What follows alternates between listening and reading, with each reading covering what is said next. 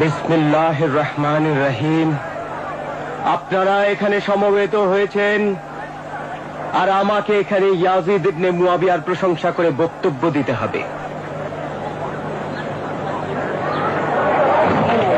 Yazid ইবনে মুয়াবিয়া একজন রাজপুত্র, এক অভিজাত ব্যক্তির সন্তান। আবু সুফিয়ানের রক্ত তার দেহে প্রবাহিত। ইয়াজিদ তার চরিত্রের মতোই খিলাফত ও তার পিতার নিকট থেকে উত্তরাধিকার সূত্রে পেয়েছে। কিন্তু হোসেনকে, তার পিতা যেরূপ ইসলাম জাহারের শাসক ছিলেন, তেমনি তিনি সাধারণ শ্রমিকের ন্যায় কাজ করতেন, যার ফলে তার হাতে দাগ পড়ে গিয়েছিল, তিনি জবের রুটি খেয়ে থাকতেন। হোসেন এমনই এক ব্যক্তির সন্তান। এছাড়াও মায়ের দিক থেকে তিনি রসুলে খোদার নাতি, যে রসুল মুসলমানদের কাছে আল্লাহর ওহী নিয়ে এসেছেন। তিনি মানুষকে কুফরি থেকে মুক্তি দিয়েছেন।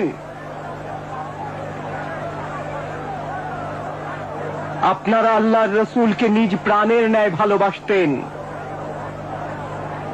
রসুল কি অভিজাত লোকদেরকে তাদের বংশগত মর্যাদার কারণে প্রাধান্য দিতেন? তাদের গগনচুম্বী প্রাসাদ দেখে কি মর্যাদা দিতেন? তাদের অশ্বারোহীর সংখ্যার ধন সম্পদের কারণে মর্যাদা দিতেন? ও এসব কি বলছে ভাই সব? আমাদের জানতে হবে হোসেন ইবনে আলী কেন ইয়াজিদের হাতে বায়াত হচ্ছেন না। তিনি কি হুকুমত নিজের জন্য চান? কেন তিনি হুকুমত নিজের জন্য চাইবেন? কারণ আল্লাহই তো একমাত্র বিধানদাতা, আর সৎ লোকেরাই হুকুমতের অধিকারী। পৃথিবীর প্রকৃত উত্তরাধিকারী হচ্ছে সেই যোগ্য লোকেরা যাদেরকে দুর্বল করে রাখা হয়েছে। ওহির আবেদন কি এছাড়া অন্য কিছু? আপনারাই কি ইয়াজিদ ইবনে মুয়াবিয়াকে খলিফা মনোনীত করেছেন, না গোত্রপতিরা করেছে? হোসেন ইবনে আলী কেন ইয়াজিদের হাতে বায়াত হননি? কেবল এ কারণে যে ইয়াজিদ মদ্যপায়ী, ব্যভিচারী এবং সবসময় বানর নাচায়। এছাড়াও সে মুসলিম জনগণের অধিকার হরণকারী। এসব কারণেই।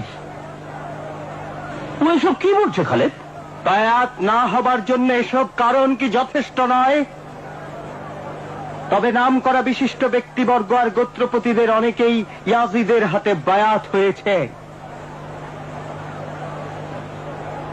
গোত্রপতিরা যখন ইয়াজিদের হাতে বায়াত হয়েছেন, তা কি যথেষ্ট নয়? অবশ্য একদল লোক বায়াত হননি, কিন্তু তাদের সংখ্যা তো খুব বেশি নয়। মুসলমানদের কোনো গোত্র নেই, মুসলমান মুসলমানই। বিশেষ কোনো গোত্র বা বর্ণের লোক হওয়ার মধ্যে গৌরব নেই। রসুলে খোদা আপনাদের জন্য কি বাণী নিয়ে এসেছেন? সর্বাধিক খোদা ভীরুই আল্লাহর নিকট অধিক সম্মানিত। ইয়াজিদ ইবনে মুয়াবিয়াই কি খোদা ভীরু, নাকি হোসেন ইবনে আলী? ইয়াজিদ খিলাফতকে নিজের হক বলে মনে করেন, কারণ সে মুয়াবিয়ার সন্তান। কায়েস ইবনে মুসার, তো বক্তৃতা শেষ কর। হে কুফার বিশিষ্ট ব্যক্তিগণ, আপনাদের কি হয়েছে?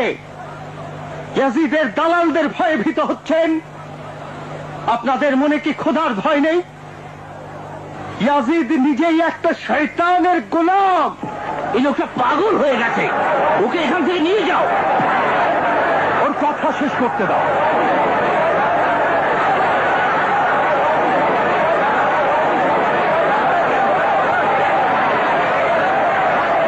আপনারা ইমাম হুসেনকে দাওয়াত করেছিলেন, বলেছিলেন রাসূলুল্লাহর হুকুমতের ন্যায় ইসলামী হুকুমত প্রতিষ্ঠা করবেন।